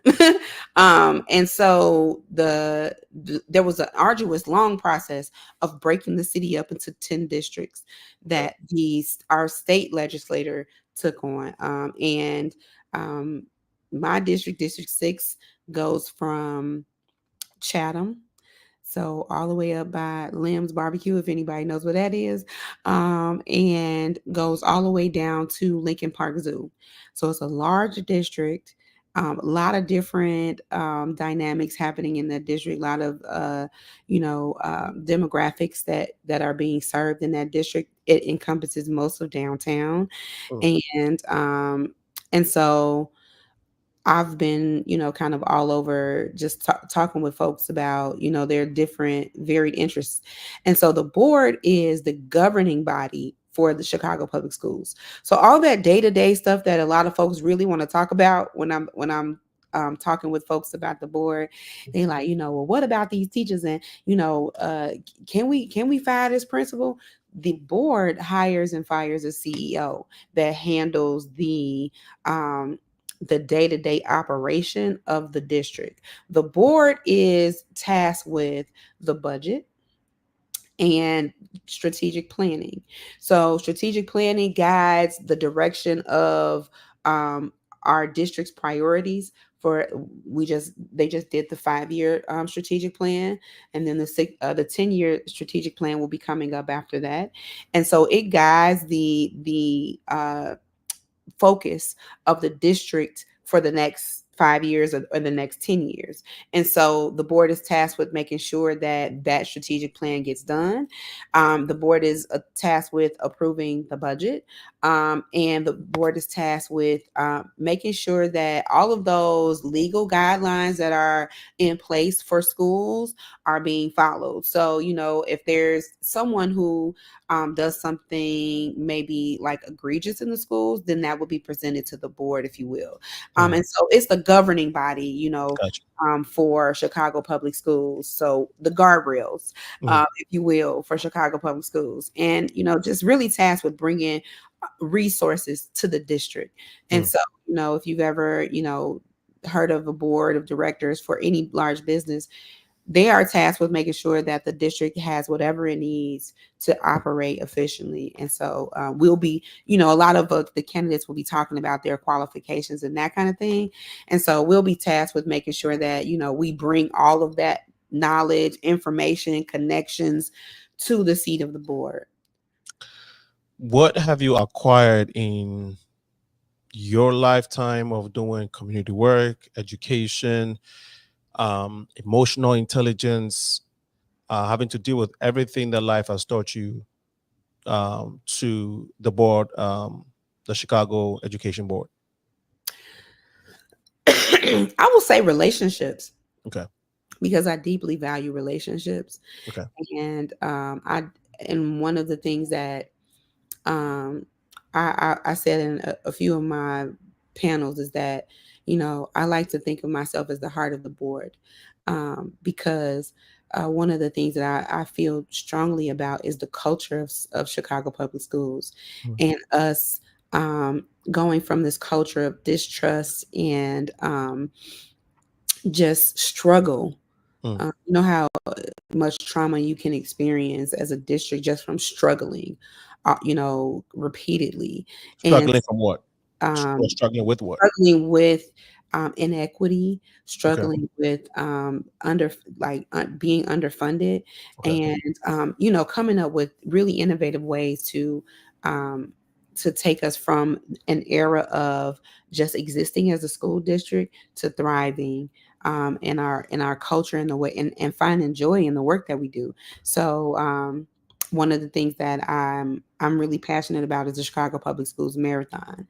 Um, Bank of America came and made $540 million last year for the Bank of America Marathon, and we haven't had a district wide initiative to, one, raise funding, but two, that will give us all a reason to cheer for each other, that will bring us all together in a way. And so that's one of the things that I definitely want to see happen, and will limit our reliance on some of that government funding that we keep like we keep begging for it. And I don't know about you, but I am over asking the government for money.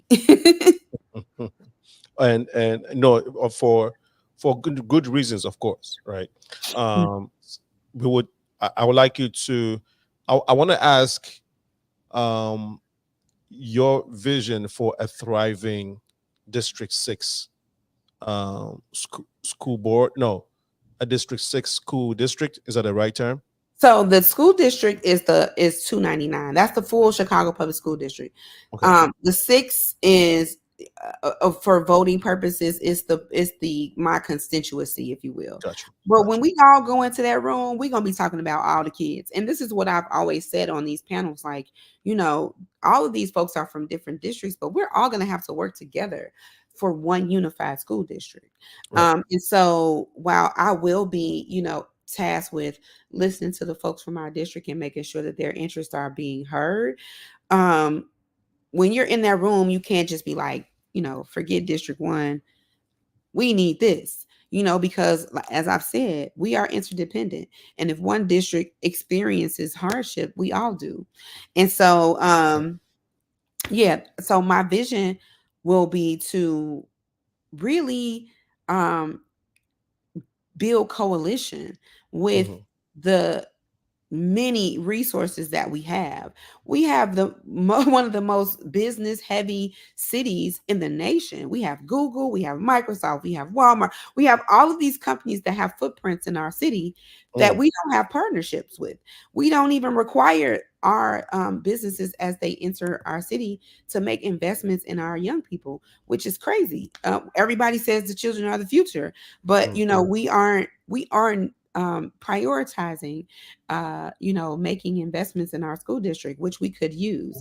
And so I'm prioritizing some of the relationships that I've built with like Comcast and Old National Bank and some of those folks that I've been, utilizing for partnerships with my organization. I want to, just expand those relationships with the Chicago Public Schools. got you. It's very. I think I took a very keen interest in is this a Chicago Youth Marathon? Chicago Public Schools Marathon. Is that something that you're going to be proposing? It's never been done yet. It's never been done. It's going to be beautiful. That Yeah. is that. I love that. Yeah. I that is going to be nice. Yeah. Um, how long have you been campaigning so far for to be on the board? Uh, I'm not sure. so we started in April, Mhm. and April, April um, again. April 1st was Uh, the I, first I, you missed the joke. I said April again. April. Oh, I missed it. I'm sorry. um, so yeah, we started in April. Mm, April 1st was the first day I declared my candidacy, okay. and it just hit the ground running. First, we had to get signatures. We had to get 1,000 signatures. Mhm, And then, so this is one of the really interesting things about my campaign is that, I started off just beating the pavement to get those signatures. And then when I turned the signatures in, my signatures were challenged. Now, that just means that somebody from a different, one of the other candidates said, via a lawyer, I don't believe that her signatures are real. I don't believe that, all of the signatures that she got are valid. And so to defend that challenge, um, it costs money. It mm, quite a bit actually. And I didn't have that. I didn't have I am a I'm a mom and I'm a grandmother and I run a nonprofit and I serve people, which doesn't pay a lot. mm, So I didn't mhm. have thousands of dollars sitting around to defeat a challenge. So Right. I withdrew from the ballot and I'm running as a write-in. And so one of the things that I just was really reinforced today actually was that folks don't understand what the write-in process is. Exactly. Um, I was going to ask you. yeah, so that I withdrew. Um, I had to file a an intention to run as a write-in. And so I filed that paperwork, and they approve it, and then you can, your name will not appear on the ballot, but it will populate if someone goes to select the write-in candidate.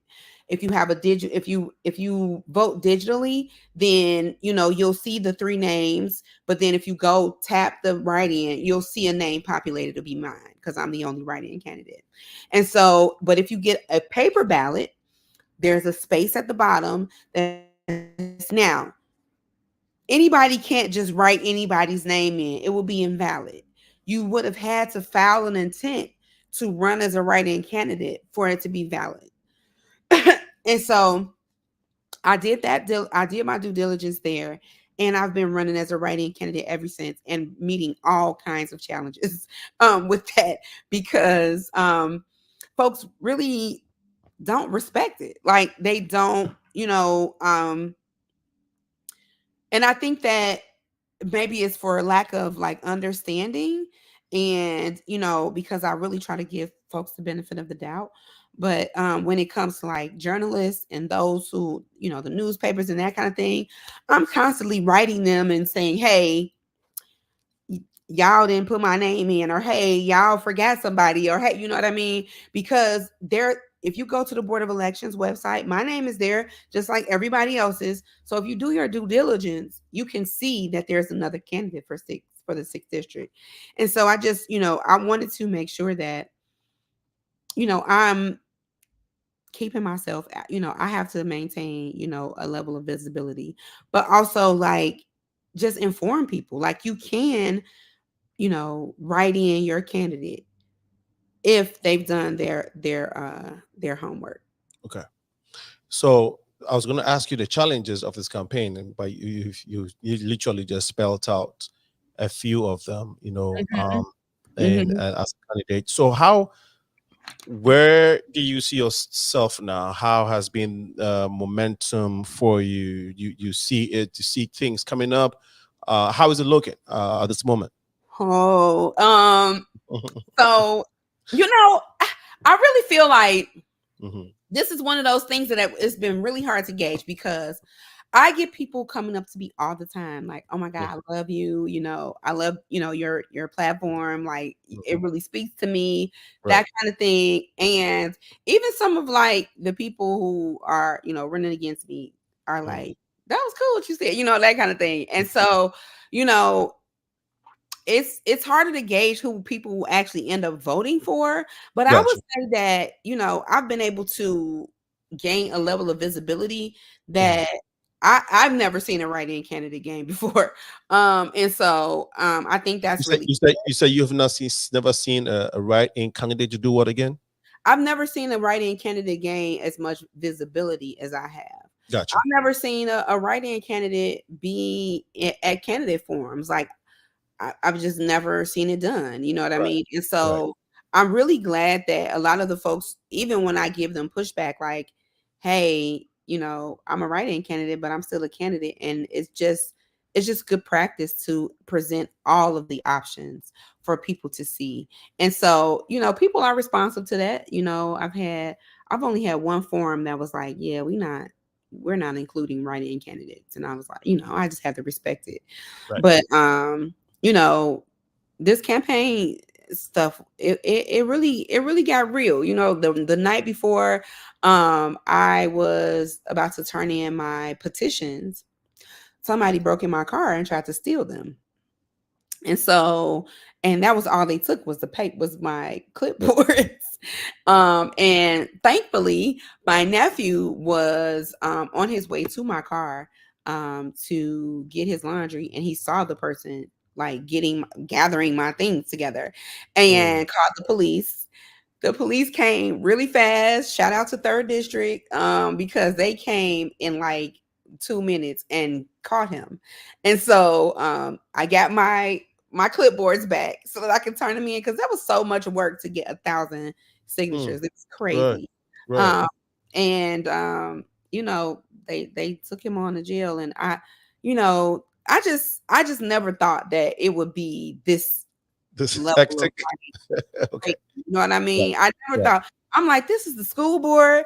We're not being paid. It's Yeah. volunteer. It Right. literally is, Yeah. civic duty. And I was Yeah. like, this, the amount of money that's been pouring into other, Yeah.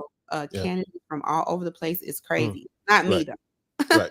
I get, a few dollars from my friends and that I was, kind of thing. yes. I I was definitely ain't got no $100,000 from nobody. right. I was going to ask you, because of time, I was going to ask you, how has being support from family and friends in this campaign for you? I hope they listening because they could do better. Mm, But I will say that mm, my pastor has been really supportive. mm. My church, they lift me up in that they give me a lot of encouraging words. Okay. And but I could definitely use some more donations. So if you want to go to the village for Danielle Wallace, you can definitely, Right. send me a donation or two. So, did anything stop you from getting people? Because for the folks who are getting sponsorship or a funding from whether it's individuals or corporations, I mean, why haven't you gotten some? Did you not lobby for it, or you just want to just do it your own way? So I've had folks ask me, do I want Yeah. to take funding? Yeah. And I don't. Okay. So one of the things that I was really serious about when I first started was that I don't want to be bought in any way. Right. And so So you think that people who have been funded to be on the Chicago Board of Education, some because they've been funded by interest groups and other corporations, there are may be definitely folks controlled? being funded. And I know people don't give you money for nothing. Gotcha. Gotcha. So, and it's unfortunate because I think some of the people that are running maybe could have been really great Mm, advocates for young people, okay. but like taking this funding is it can be detrimental once you get in that office because you gotta perform. Right. So you have the right heart and mind to work for the people, but because you took money, then you have to work for the people that give you the money instead for the community. Right. Yeah, Okay. yeah. How do you see your chances of being elected? I mean, are you very optimistic? I'm optimistic because I'm a child of faith. I see this being a really hard, like a long shot. Mhm. And also I see I was realistic about the fact that, if I run as a write-in and for some reason I don't win this seat, Mm. I'm going to run again. Okay. And more folks will just know who I am. Got you. Means that, I won't have to maybe work as hard. Mm. So yeah, and I know more, like, and the Yes. Learn experience. more. Oh Mhm. my goodness, the experience was invaluable. So that Right. if I Okay. do this again, it'll be much, Okay. The elections, it's November 15th. I mean, it's November 5th, right? November 5th. Yep. Okay. How can people vote for you? Is people listening to you or they watch it on social media later or they've heard you on different panels? Um, how can they vote for you even now or on November 5th? Yep. So I have a visual. I'm gonna Okay. use this. So you see this. Oh, let me put this in the camera. This Yes. is a sample. A little bit more to There, the left. There you go. Yeah. there. Mhm. So that's a sample ballot. Okay. This is what your ballot will ultimately look like. And Mhm. you'll have some candidates here that will be listed, but then right there, there's a write-in. Okay. And you Got can you. either write my name in if you have a paper ballot. If you have a digital ballot, when you tap write-in, my name will come up Okay. and you can select it. Fantastic. Mhm. Fantastic. And so you are basically writing your own history, or actually writing history, because if you were to get elected, you'll be the first, maybe one of the first and few who run as a write-in candidate and actually got elected to the And board. actually get Okay. selected, right? Right. Okay. So Make history. Let's do it. yes, yes, yes, yes. So All we can say is that let the God that brought you on this earth guide you and lead you and favor you. Let the ancestors who have been guiding you keep following you. Let all the good work you have put in the past, now, and for others, triple and multiply and come back to you, because you give and you get. So for every good thing you've given out to all the children and the young people that you've blessed your time and resources with, I hope that their prayers and their thank yous would bring good omen, favor, and blessings so that you can get your heart desire. And as long as you're trying to do good for the people, I know that prosperity would guide you and favor you. So thank you so much for coming on the show, Thank you. Danielle, for sharing. But we won't let you go without you giving the audience your your closing remarks, please. Absolutely. So I really just want to leave you guys with just one really quick thing, and that is we are a village. And if we don't use our voice collectively to select folks who really understand that we are nothing if we're not together, then we'll continue this cycle of, strife in our schools. And they're such an integral part of our communities. We can't afford that. We can't afford another 2 years of strife in our schools. And so, that's what I'm hoping to remedy. I'm hoping to be a part of a remedy to the disconnection, to the division in our schools and in our hearts, in the hearts of our children. So I'm thankful for this opportunity to just talk and give you guys a little bit about me. And heart speaks to heart. So, I know that you feel me, even if you don't see me. So Yeah. thank Mm, you. Please reach out to me, The Village for Danielle Wallace on great. Instagram. Okay. That's where you can find me, The Village for Danielle Wallace on Instagram. You're only on Instagram? I'm only on Instagram. Okay. All right. Yeah, She's keeping it simple. keeping it simple. The Village for Danielle Wallace, On right? Instagram. Yep. On Instagram. Okay. Danielle, once again, thank you so much for coming on the show. To our audience and folks who have chimed in and contributed to this evening's program, we really want to thank you. This has been the Progressive Mind Show, the number one community building platform. Remember that 30th of November, we are launching the Diaspora Summit. It's a monthly gathering of the diaspora, culture, history, health, finance, real estate. We're doing all of that, right? We're bringing our people together through laughter, education, and connecting the diaspora. It's a monthly program that would be beginning January of 2025, but we are launching it in November. Stay tuned for more information on this. And we will also be sharing further details on next year exchange ceremony. Remember, you can follow us on all social media platforms, The Progressive Mind Show. The Progressive Mind Show on all social media platforms. Like the page and share with your friends so we can continue building our community through this platform. Also, if you're doing event or need graphic work, websites, logos, we do all of that. And we do quality work, we do bright, beautiful work that everybody comments. And so feel free to reach out to us, info.progressiveminds@gmail.com, info.progressiveminds@gmail.com, or reach out to us on our social media. We're more than happy to assist you. Also, if you want to advertise or promote your product or services on the Progressive Mind Show, use same information to reach out to us. Remember, to whom much is given, much is required. We shall be here next week, Tuesday, for another important community engagement program. Be blessed, and remember, to whom much is given, much is required. See you next week, Tuesday at 6 p.m. Bye bye.